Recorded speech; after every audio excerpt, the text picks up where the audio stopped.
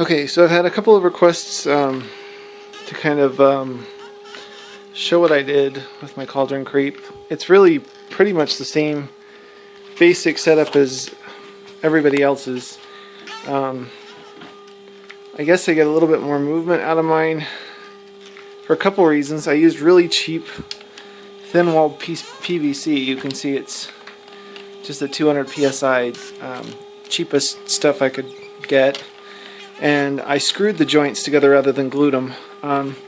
This gives me quite a bit more movement. The other thing is I used just a Kindy reindeer motor, as you can see, and they're kind of crap. They don't have much torque, but in this case it actually works out pretty well because it gives me more of a random movement. As it hangs up, it stops and reverses and then goes around and hangs up and reverses again. So I'm getting kind of a random motion out of it. One of the things I ran into when I built this was this heavy latex mask that I have here. The motor would not raise it at all when I first put this together, and so I had to do the counterweight. As you can see, this old shoe form here ended up in my junk drawer, and it was the perfect amount of weight to kind of balance out the weight of the mask. So you can use pretty much as whatever you want on the front of this. You don't have to use just a light foam skull. You can use a pretty heavy mask, but you do have to counterbalance it with a counterweight. And the key is just really messing around with it over and over and over again until you get the movement that you want. That's pretty much what I did. I'll show some measurements here. I'm just going to turn her off and I'll show you a couple of measurements on here. Hopefully this gives you an idea of what I did with this Cauldron Creep. So as you can see, I mounted the motor about 12 inches down from the top of the arm. That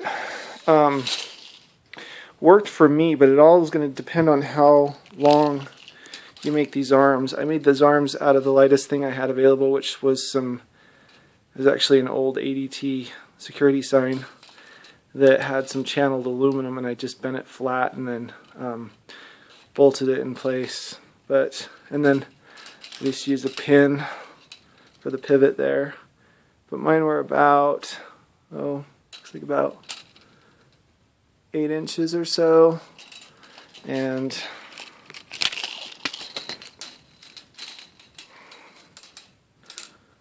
another, sorry, it's hard to get into this cage of chicken wire here. Probably about another 7 inches on the other arm.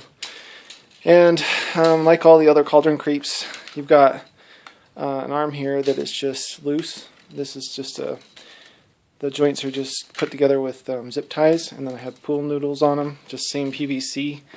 The head, I just put some paper in it and kind of screwed it to the joint there. And then up here, this is this hand was just part of an old costume I had. I just screwed it directly. The PVC pipe comes up through the pool noodle here, and I just screwed right through the hand, through the PVC pipe, and into this stick I found. It's just an old stick, fairly light stick. Just worked well for me. One of the other things I did, it's going to be hard to see because the light in my basement's not great, but I did on my arm, let me see if I can get a light here, hang on one second. So, hopefully you can see that okay. These LED lights sometimes mess up the camera, but basically I have a cap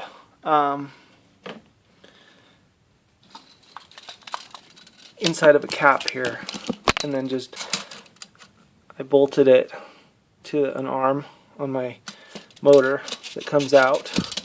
It's bolted to a 2x4 down in there that's bolted directly to this.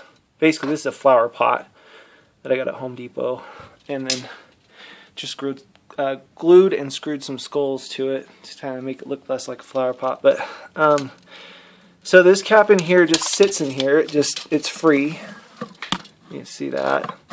And then the bolt, that's where the bolt is to the arm that goes to the motor. And then I just put a little duct tape over the top of the stick because it was making a pretty loud screeching noise every time it rotated around. And that worked great. It worked all night, no problems at all. Your arm is going to depend on your cauldron, on how long your arm is and how much you want it to sweep around. The thing about this is it's really just kind of playing with it and messing around and adjusting everything for what you have as far as the cauldron goes, the motors you have and everything. I personally think the Kindy worked out really well. We used the same motor at the haunt gathering. Greg Shoup did a tombstone pop-up, and we used that Kindy motor. They're only about $6 or $7. Problem is they don't have a lot of torque, but mine works out great because, like I said, I like the random movement I get from when the motor kind of torques out and goes back the other way. It gives me a little bit more movement. The rest of it's all standard, you know, like everybody else's. It's got the skids down on the bottom, which I drilled some holes through and used some tent pegs to stake it to the ground because I had it on a bit of a hill and I had some wind blowing. One downside to the PVC being so thin and having the joint screwed is this is a pretty flimsy, I don't know if you can see how much that rocks. I had the wind blowing probably 10-15 miles an hour last Halloween and it did fine, but like I said, I staked it down. I think a lot of people are going to want maybe to make them a little bit more sturdy, but then I think you give up some movement by doing that. So it worked out good for me. I had a lot of people that loved it this last Halloween. I had a couple people that were convinced there was actually an actor that was in there. I had one guy tell me they couldn't believe how dedicated the actor was to just keep stirring that cauldron. So I fooled quite a few people into thinking it was, you know, an actual person in there. So the movement was great, very organic. Like I said, it's nothing new. It's nothing I invented. It's just a series of happy accidents that gave me some pretty good movement. But if anybody has any questions about dimensions or anything else I did, just message me and I'll post more info. Anyways, thanks for the interest.